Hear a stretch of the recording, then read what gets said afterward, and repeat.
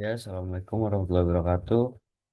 Selamat pagi, saya Triyogo Savara eh, dengan NIM 418220129. Di sini saya akan menjelaskan semua pertanyaan ataupun menjawab semua pertanyaan dari ujian tengah semester atau UTS dari mata kuliah Generatif AI yang dibawakan dengan dosen Bu Umi Salamah. Ya, pertama-tama di sini ada pertanyaan ujian tengah semester dari masing-masing soal. Yang dimana dari pertanyaan pertama sudah menjelaskan sebuah artikel pada link berikut yang dimana di sini udah jelas untuk pertanyaannya dan cara menjawabnya. Dan yang kedua itu ada dalam arsitek pembelajaran mendalam berikut ala berikut ada bentuk kerugian pada linknya dari masing-masing kerugian di bawah ini. Itu bisa pilih salah satu perwakilan dalam kerugian. Nah, di sini ada tiga opsi. Yang soal ketiga ada jawab dan jelaskan dengan menggunakan teknik pencarian chain of thought atau COT. Nah, yang terakhir ada soal sebutkan minimal tiga alat visualisasi. Oke, sini langsung aja kita jawab dari soal yang pertama. Untuk soal yang pertama di sini ada soalnya pertanyaannya yang dimana jelaskan artikel pada link berikut ini.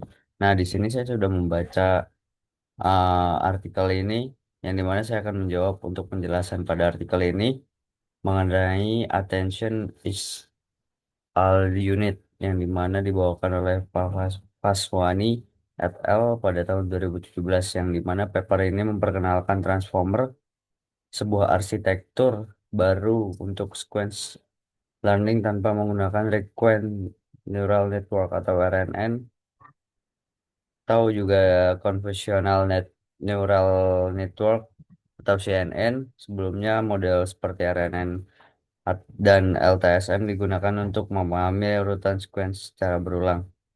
Namun kelemahan prosesnya tidak bisa diparalelkan dan sulit menangkap hubungan jarak jauh antar kota. Nah, yang pertama ada apa itu transformer? Transformer adalah model model jaringan saraf neural network yang dirancang untuk memahami konteks dalam suatu urutan data seperti teks, suara, ataupun gambar, tanpa harus membaca berurutan dari awal hingga akhir. Di sini transformer juga dapat mengatasi hal ini dengan sepenuhnya mengandalkan mekanisme self-attention. Tanpa menggunakan RNN maupun CNN, model ini mampu belajar hubungan antar kata di seluruh kalimat sekaligus, sehingga lebih cepat, efisien, dan akurat. Contoh sederhananya yang dimana ada sebuah kalimat, ini ada kucing itu duduk di tikar karena lelah. Bila model lama RNN atau LSTM, ini kamu bisa membayangkan bahwa membaca buku dari kiri ke kanan, satu kata setiap kali. Begitu kamu sampai di kata lelah, kamu mungkin sudah agak lupa siapa yang sebenarnya lelah, apakah kucingnya atau tikarnya. Nah, model lama seperti RNN bekerja seperti itu, dia membaca kata demi kata, jadi sulit mengingat hubungan antar kota yang jauh.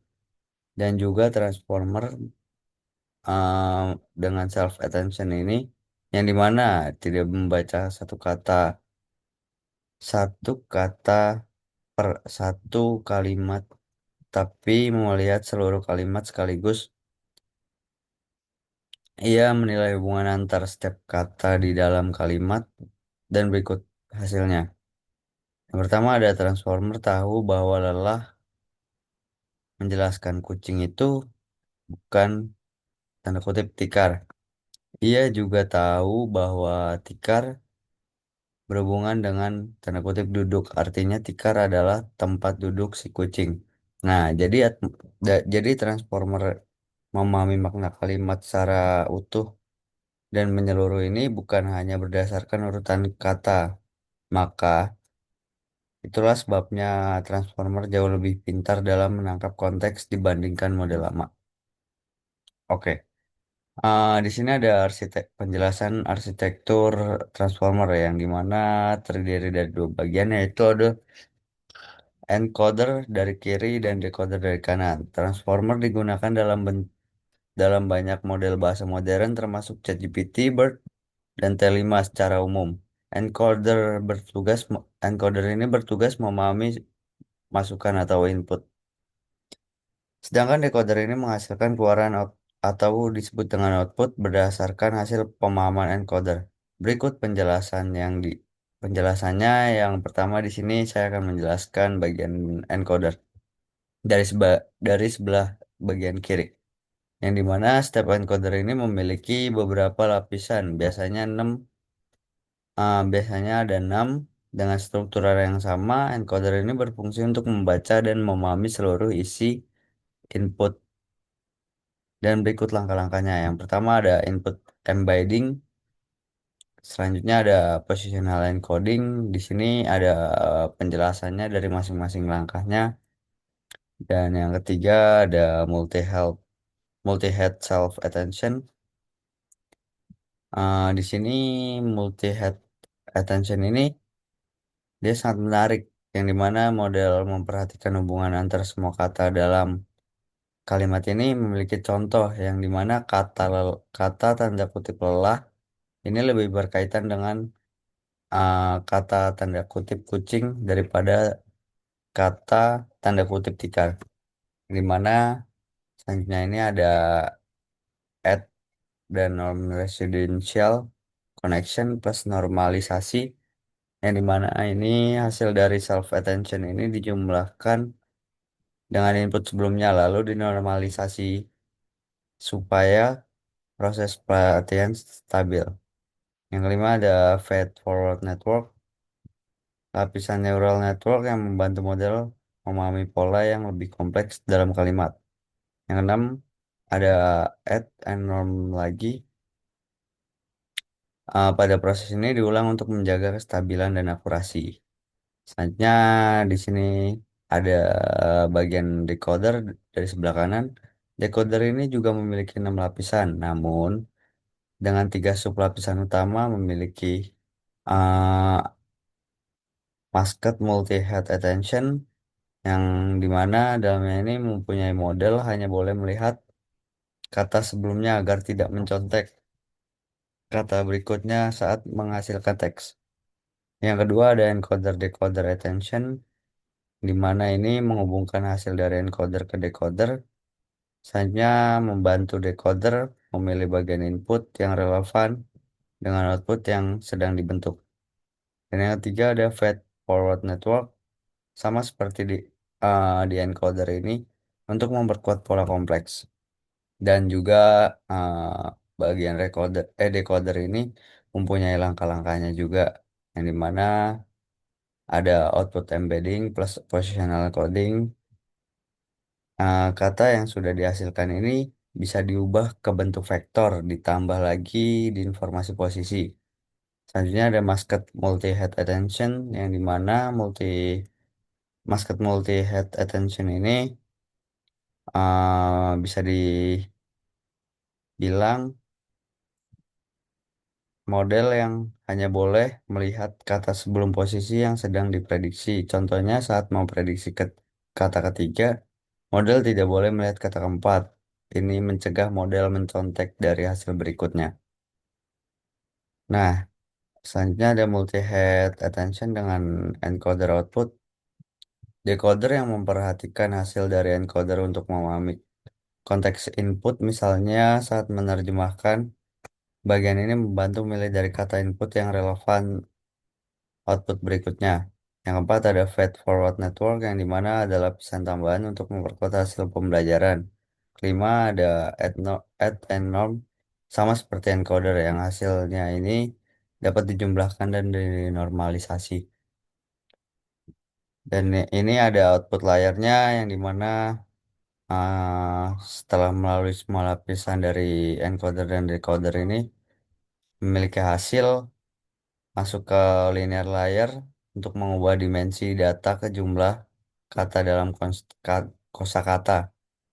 Nah, yang selanjutnya lalu ke softmax ini yang menghitung probabilitas setiap kata sebagian kandidat output berikutnya. Contoh hasil dari model memprediksi probabilitas yang dimana model prediksi untuk makan ini sama dengan 70%, minum ini 20%, dan tidur ini mempunyai data 10%.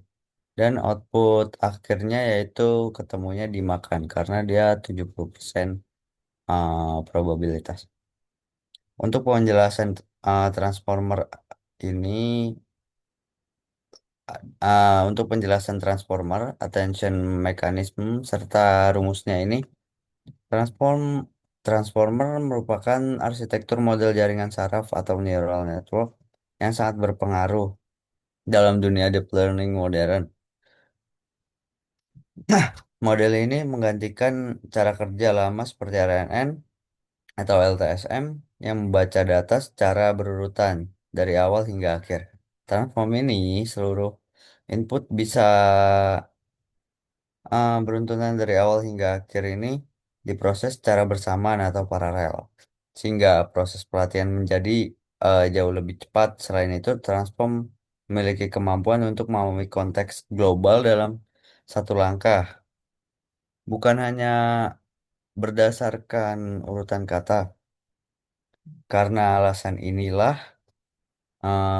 transformer menjadi fondasi utama model bahasa modern seperti BERT, GPT, T5, dan ChatGPT yang mampu memahami, menerjemahkan, bahkan menghasilkan bahasa secara alami.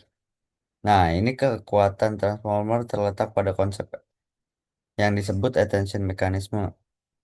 Mekanisme ini memungkinkan model yang memutuskan perhatian gaya pada kalimat yang paling relevan ketika sedang memproses suatu kata. Dalam sistem ini, setiap kata bisa diubah menjadi tiga komponen, yaitu query, query atau bisa disebut Q, K bisa disebut dengan K, dan value bisa disebut dengan V. Q query ini sorry, query ini mewakili di kata yang sedang diproses atau apa yang ingin dicari oleh model. Nah, K ini mewakili konteks dari setiap kata lain dalam kalimat. Value ini mewakili makna atau informasi dari kata tersebut. Nah, yang dimana model tersebut kemudian membandingkan query dengan step K untuk menghitung seberapa relevan atau pentingnya setiap kata terhadap kata yang sedang diproses. Nilai relevansi yang disebut dengan attention score. Kata dengan skor tertinggi akan mau mendapat fokus perhatian yang lebih besar dari model. Secara matematis, mekanisme ini ditulis dengan rumus. Nah, ini di sini ada rumusnya, yang dimana rumus tersebut berarti model query dan key untuk mengukur kebersamaan antar kata, menormalkan hasil dengan akar dari dimensi DKD underscore DKDK. Lalu menerapkan fungsi softmax agar hasilnya menjadi distribusi probabilitas yang menunjukkan tingkat kepentingan setiap kata. Nilai itu kemudian digunakan untuk menimbang value sehingga model bisa menghasilkan representasi akhir yang mempertimbangkan hubungan antara semua kata dalam kalimat. Sebagai contoh pada kalimat ini yaitu kucing itu duduk karena lelah. Ketika model memproses kata karena, ia akan membuat query dari kata karena, lalu membandingkannya dengan key bahwa kata yang relevan dengan karena adalah lelah. Nah, yang dimana Model memahami bahwa karena lelah itu menjelaskan alasan dari tindakan kucing duduk. Selanjutnya di sini saya akan menjawab pertanyaan dari nomor 2 dari soal yang nomor 2 ini yang dimana memiliki soal dalam arsitektur arsitektur pembelajaran mendalam berikut ini ada bentuk kerugian pada link tersebut. Dari masing-masing kerugian di bawah ini memiliki tiga opsi yang dimana ada probabilistic loss, regression loss, high loss for maximum margin classification.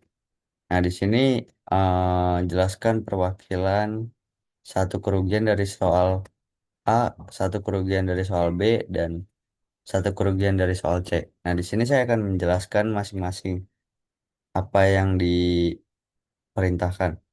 Nah, di sini ada yang pertama, di sini saya akan menjelaskan yang A dulu, yang dimana probabilistic loss ini saya memilih binary cross entropy atau BCA. Binary cross entropy ini digunakan pada klasifikasi biner yaitu ketika label target hanya memiliki dua kemungkinan, misalnya benar atau salah, positif atau negatif, spam atau tidak spam. Loss ini mengukur seberapa besar perbedaan antara probabilitas, prediksi model, dan label sebenarnya. Semakin besar selisih antara keduanya, semakin besar pula nilai lossnya. Nah, di sini ada rumusannya yang dimana probabilistic loss ini saya memakai binary cross entropy atau BCA. Di sini saya sudah mencari rumusnya dan juga ada encode serta outputnya. Yang dimana di sini encode-nya saya ini menggunakan bahasa pemrograman Python. Nah, untuk outputnya ini saya boleh saya akan menjelaskan output grafiknya ini binary cross entropy ini yaitu learning curve. Yang dimana learning curve ini bisa disebut dengan kurva loss yang menunjukkan penurunan nilai loss trend dan validation secara stabil ketika kedua curve menurun dan berdekatan, artinya model belajar dengan baik dan tidak overfitting. Nah, pada gambar A yang menunjukkan binary cross entropy atau learning curve ini, trend dan validation loss sama-sama menurun. Model mampu mempelajari pola dengan baik. Selanjutnya ada yang B, regression loss. Di sini saya menggunakan mean square error atau MSA. Mean square error ini digunakan untuk masalah regresi, yaitu memprediksi nilai numerik kontinu seperti harga rumah, suhu, atau berat badan. Loss ini menghitung rata-rata selisih kuadrat antara hasil prediksi dan nilai sebenarnya. Nah, di sini saya sudah menjelaskan rumusnya dan di sini saya sudah menaruh atau menjelaskan encode-nya beserta outputnya, yang dimana outputnya ini uh, berisikan regresi dengan mean squared error. Output grafik pada gambar B ini atau yang sudah ada di sini, titik biru sama dengan data sebenarnya, garis orange sama dengan hasil prediksi model, yang dimana model belajar mengikuti tren linear data dengan error kecil, dan yang dimana penjelasan dari gambar di atas, yaitu semakin kecil nilai MSI, semakin dekat hasil prediksi terhadap nilai sebenarnya. MSI efektif untuk tugas regresi seperti prediksi harga, suhu, atau nilai numerik lainnya. Nah, yang terakhir ada high high loss. Di sini saya menggunakan maximum margin classification, yang dimana high loss ini digunakan pada klasifikasi dengan margin seperti algoritma support vector matching atau bisa dikatakan dengan SVM. Tujuannya adalah memastikan data tidak hanya diklasifikasi dengan benar, tetapi juga berada cukup jauh dari batas keputusan atau margin agar model lebih yakin dengan prediksinya. Nah, di sini saya sudah menaruh rumusnya dan encode serta outputnya. Di sini saya masih sama ya, saya menggunakan bahasa pemrograman Python. Nah, di sini muncullah output yang berisikan grafik pada gambar C, yaitu high close decision region. Di sini ada penjelasannya dari apa decision regionnya. Area yang berwarna area berwarna menunjukkan bahwa batas keputusan antar kelas. Titik uji mengikuti distribusi asli dan batasnya linear yang dimana high loss mendorong model agar prediksi setiap kelas berada jauh di sisi margin yang benar. Seperti konsep support vector matching atau SPM, model model tidak hanya menebak benar, tetapi juga memastikan jarak antar kelas cukup besar.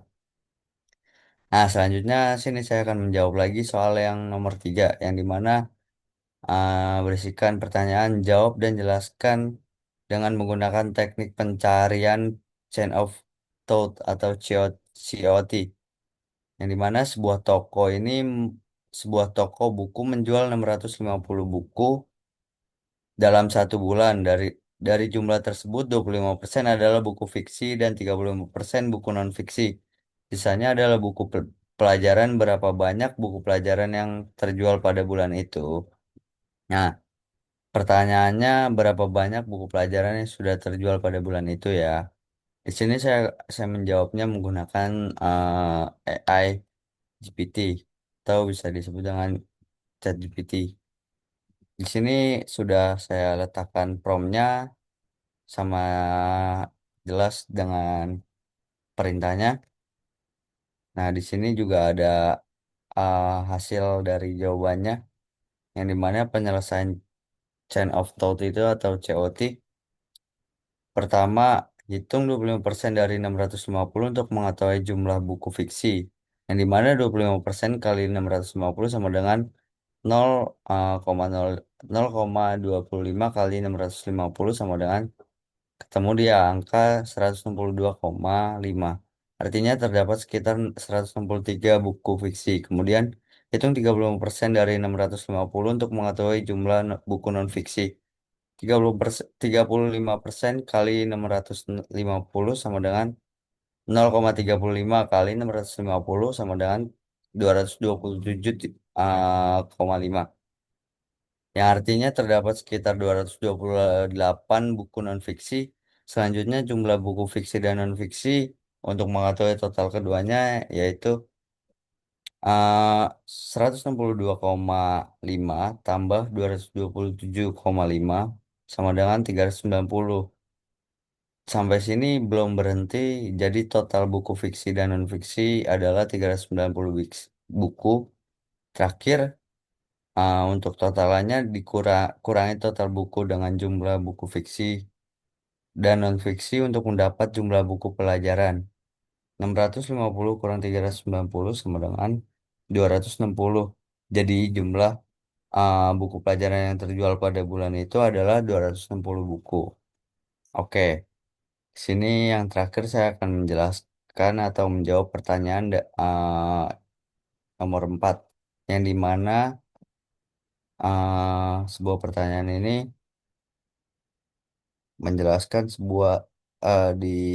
disuruh untuk sebutkan minimal 3 alat visualisasi data AI yang ada saat ini. Kemudian jelaskan isi fitur-fiturnya dan apa perbedaannya dari 3 alat tersebut yang sudah dijelaskan. Yang pertama ada TalkSpot, yang dimana TalkSpot ini pemimpin dalam search based analytic dan augment analytic, menjadikannya sangat berbeda dari alat BI tradisional. Nah, di TalkSpot ini mempunyai fitur utama AI atau ML. Yang pertama itu ada search based analytic atau search IQ.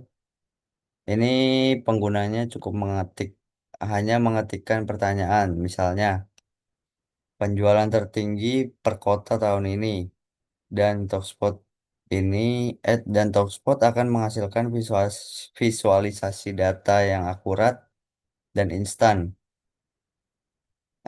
Datanya ini sangat mirip dengan cara kita menggunakan mesin pencari. Yang kedua, Spot IQ ini fitur augmented analytic yang secara otomatis menganalisis data pengguna dan menemukan insight yang tidak terduga, trend outlier, dan korelasi tanpa perlu drag and drop atau query yang rumit. Dan yang ketiga ada Liveboard, yang dimana Liveboard ini membuat dashboard interaktif yang berpusat pada query pencarian. Nah, perbedaan utamanya yang paling menonjol karena memimpin dengan pencarian atau search first, pengguna hampir tidak perlu belajar membuat grafik. Mereka hanya perlu cara mengajukan pertanyaan dalam bahasa alami. Fokusnya adalah pada self-service BI yang sangat mudah. Yang kedua ada Science. Science ini adalah platform analitik yang dikenal kemampuannya memproses big data melalui arsitektur in-chip processing yang kuat pada yang kuat dan fokus pada embedded analitik. Nah, yang dimana Science ini mempunyai fitur-fitur utama AI atau ML. Nah, yang pertama ada generative chat, memiliki isiannya yaitu pengguna dapat berinteraksi dengan data melalui obrolan untuk mengajukan pertanyaan dan menerima visualisasi atau ringkasan data. Selanjutnya ada Sessions Blocks, memungkinkan penyesuaian visualisasi yang sangat tinggi dan menciptakan aplikasi analitik khusus. Yang selanjutnya lagi ada peramalan prediktif atau forecasting yang menggunakan ML untuk memperkirakan nilai di masa depan secara langsung dalam visualisasi. Dan yang terakhir ada anomaly detection. Ini secara otomatis untuk mendeteksi anomali data yang tidak bisa dalam data. Perbedaan utamanya, kekuatan Sense ini terletak pada kemampuan mengenai data kompleks atau besar, atau sering dikatakan dengan in-chip, fokus pada embedded analytic, yang dimana analitik yang ditanam ini di dalam aplikasi lain, dan tingkat kostumisasi yang tinggi untuk membuat aplikasi analitik unik. Nah, yang terakhir ataupun yang ketiga ini ada Google Looker Studio plus Gemini AI. Yang dimana Looker Studio ini sebelumnya Google Data Studio adalah alat pelaporan dan dashboard gratis dari Google yang sangat terintegrasi dalam ekosistem Google. Yang kini diperkuat dengan AI generatif Gemini, memiliki fitur-fitur AI-nya atau ML-nya. Yang pertama, Gemini AI Integration memungkinkan pengguna untuk menghasilkan visualisasi, memiliki jenis bagan terbaik, dan menerima rekomendasi data cerdas berdasarkan perintah teks prompts atau prompts.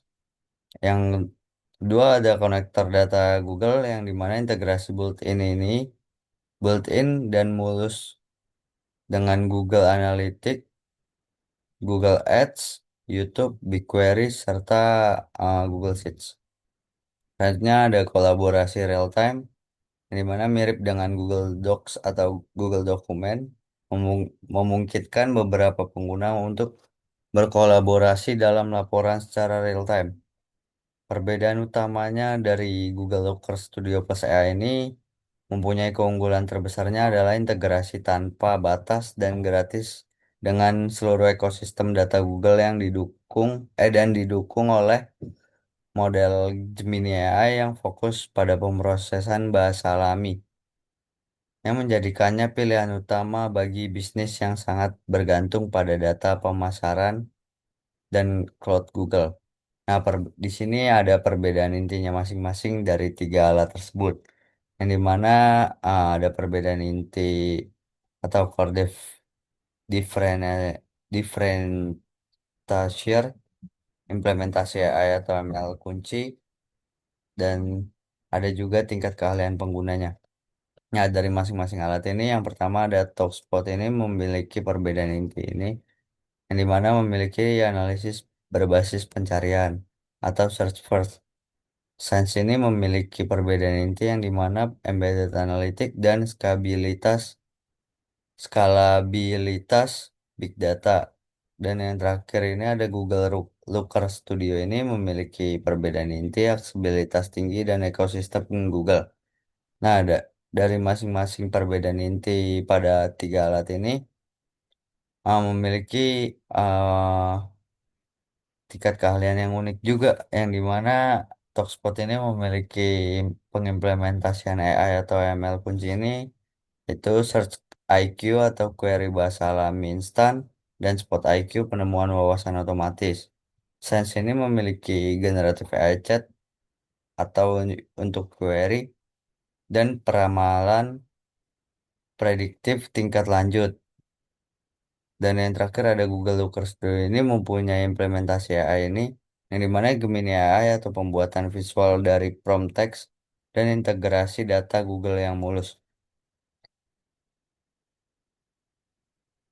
Talkspot ini memiliki tingkat keahlian pengguna yang dimana pengguna bisnis non-teknis atau rendah. Sains ini memiliki developer dan engineer yang atau tinggi. Google Looker memiliki tim pemasaran dan UKM atau KM itu